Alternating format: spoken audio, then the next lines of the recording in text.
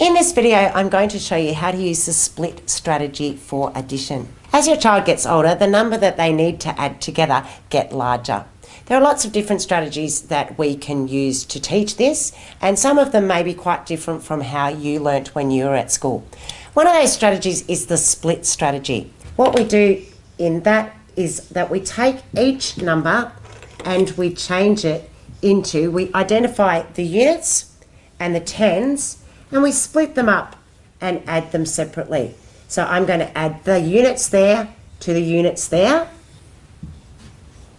and I'm going to add the tens to the tens there.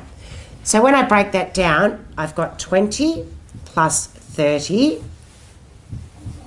and I've got 9 plus 1. So when I take 20 plus 30, I know that that equals 50. I know that 9 plus 1 equals 10. When I add those two together, I know that they add up to 60.